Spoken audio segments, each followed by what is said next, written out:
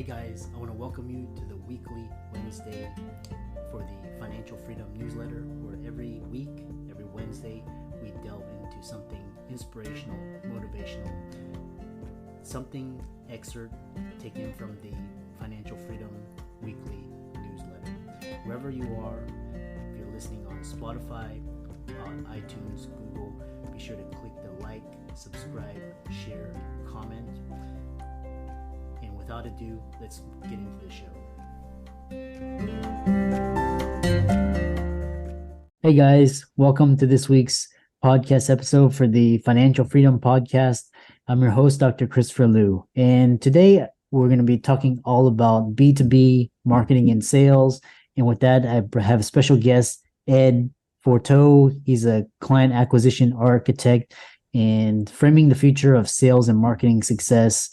I'm really excited to have this conversation for all the listeners out there. And with that, Ed, welcome to the show. Christopher, thanks so much for having me on. I was looking forward to it. Yeah. Tell people how you got started, your journey, and what you do now. Sure. I have been a marketing consultant for over 30 years. I've been working with small to medium-sized businesses all the way up to companies that do $500 million a year in sales. And my focus has always been on sales and marketing. I was sales trained by a guy who was one of the original Sandler franchisees, if you've ever heard of the Sandler Sales Institute.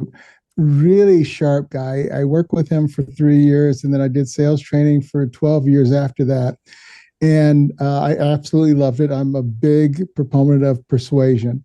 So in the last 4 years, I have been focusing mostly on email marketing and specifically email deliverability. And the reason why I got into that is because I was doing my own campaign, ran into email deliverability problems. My emails were nowhere to be found. And I ended up connecting with my current partner in that business, who had been an email deliverability analyst, actually the top email deliverability analyst for a company in Europe.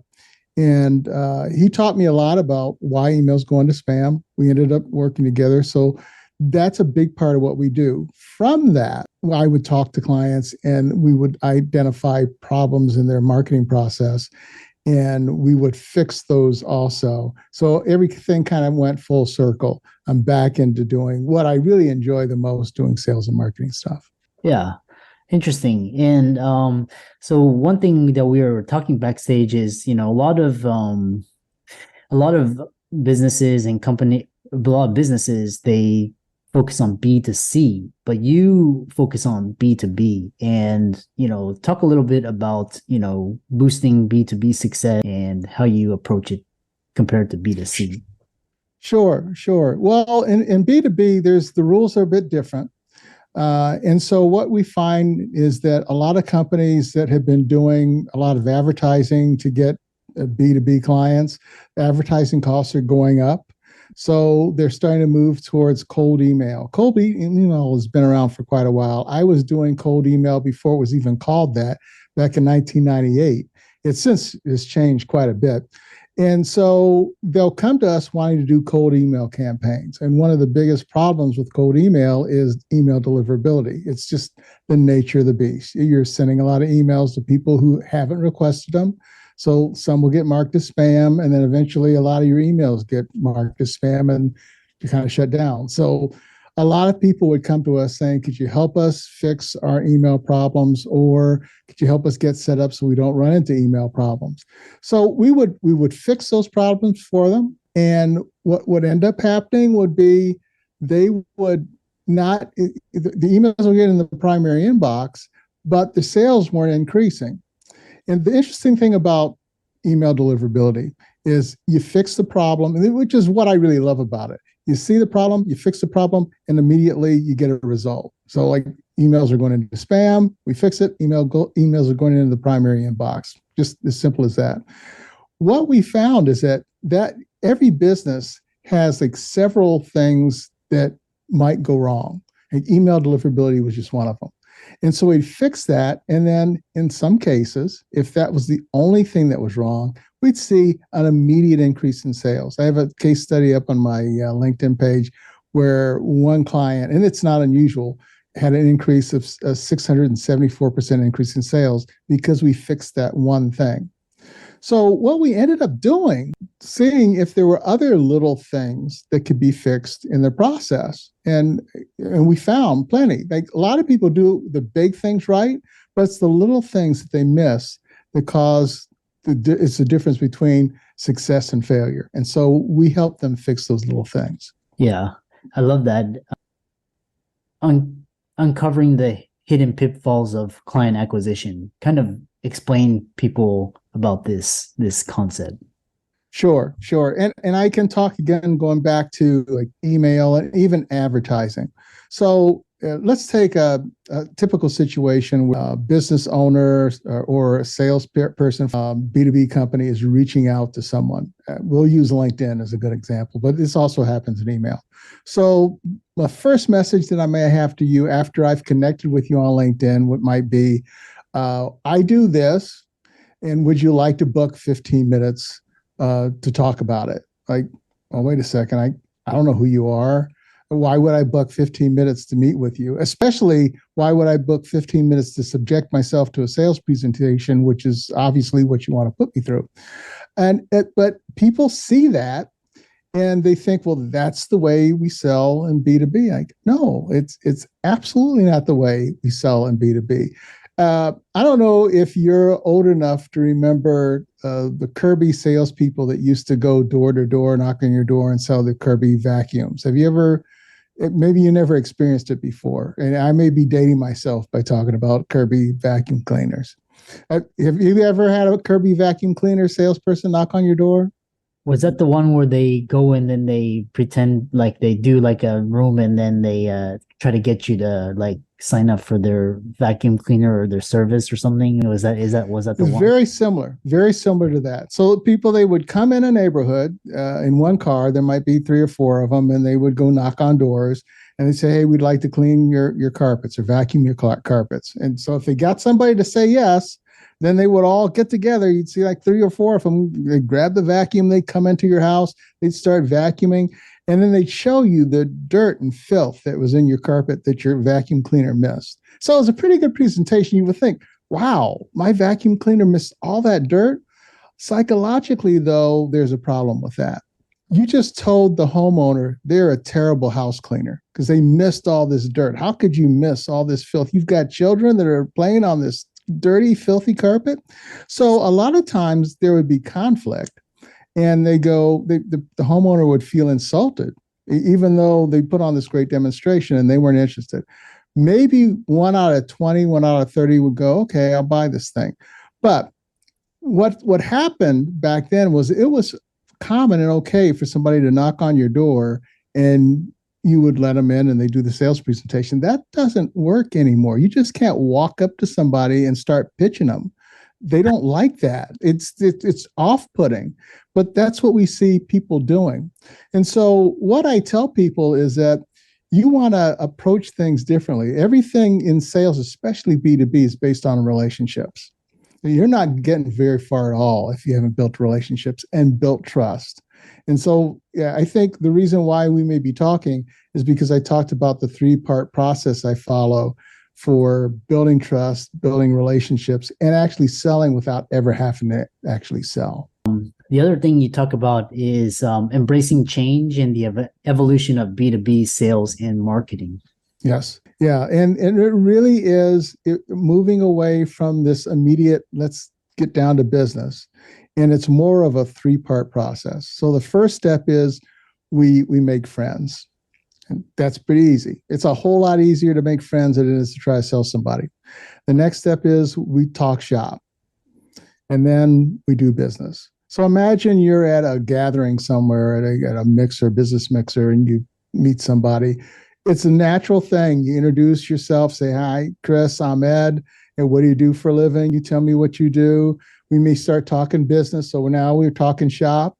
And then maybe in the conversation, you say something about the way you're getting business and maybe having a challenge with ads. And I mentioned that I'm doing email marketing and some of the stuff that I'm doing there, and it's going really well. without having to really sell you on anything. I'm just mentioning what I do. Now all of a sudden you've got an interest. Maybe I should try this email marketing thing. And we trade business cards. We get together later. So later on, we're doing business. And that's the type of process that we've done for centuries for doing business. It's gone kind of slow. Let me meet you. We'll talk some shop. We'll do some business.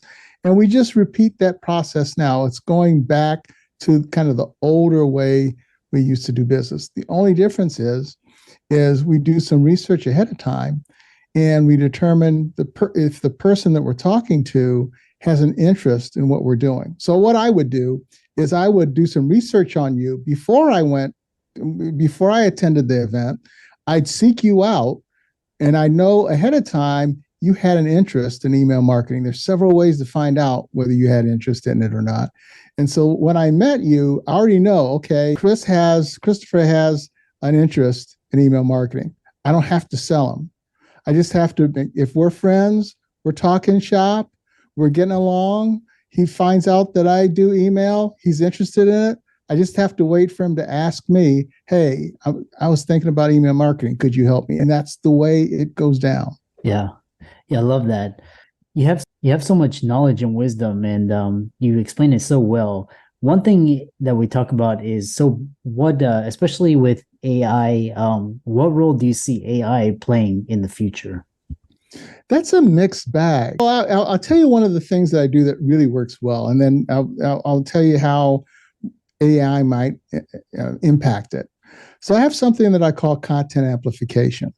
And it's one of the ways that I get to make friends with somebody. So let's say you're on LinkedIn, you're posting content, and it's just not getting a whole lot of traction. Like you're getting a like here, a like there.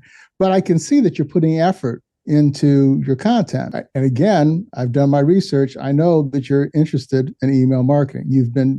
There's a lot of different ways you can find out. One of the ways you can do this is if you have LinkedIn Sales Navigator Advanced, there's a filter that'll tell you the people that have buyer intent. So I would have known on two of the filters that, number one, that you have an interest in email verification services, and you have an interest in email marketing apps because you've done a search, because the LinkedIn's algorithm.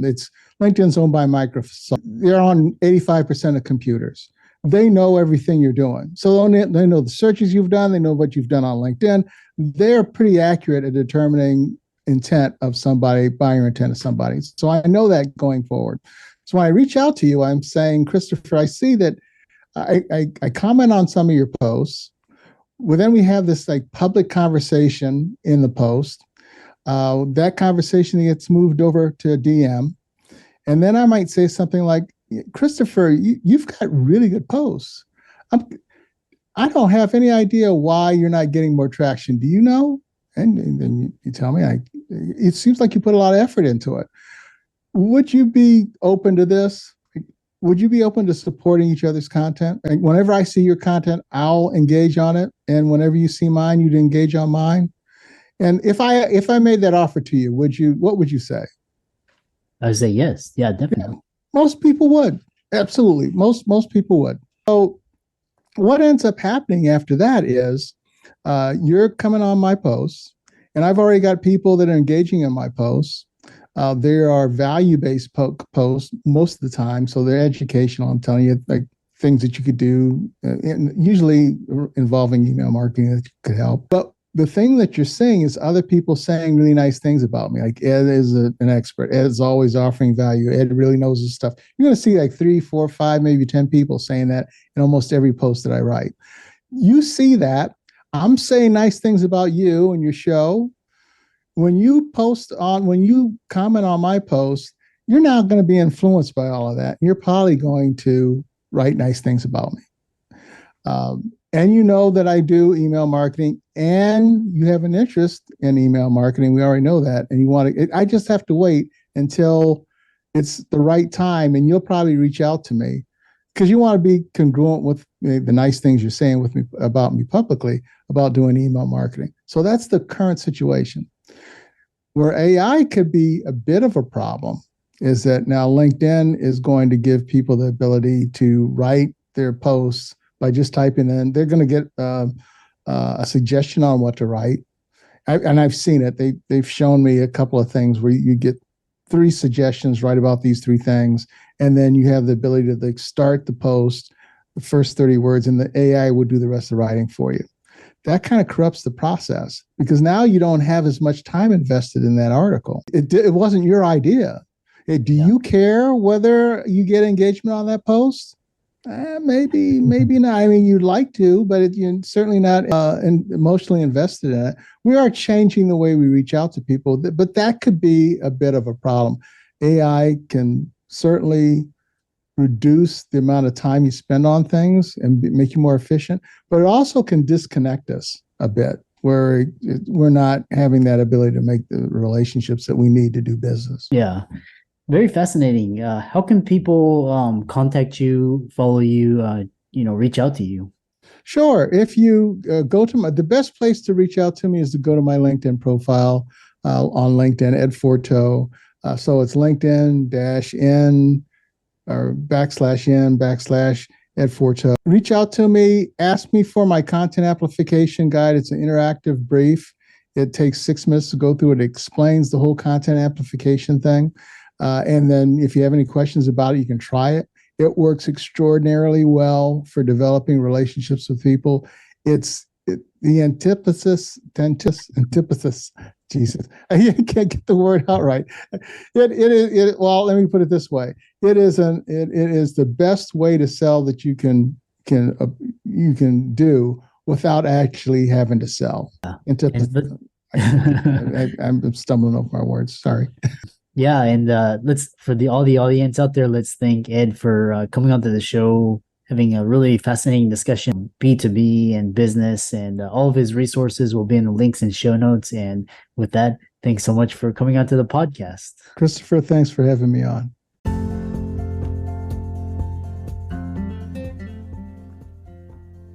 I hope you really enjoyed that wonderful, inspirational, motivational piece. Again, wherever you are listening, if you liked it, be sure to like, comment, share, subscribe. We're on everywhere: Spotify, iTunes, Google, Amazon, Audible. And without much ado, be sure to thank this show's sponsors, and we'll see you next week.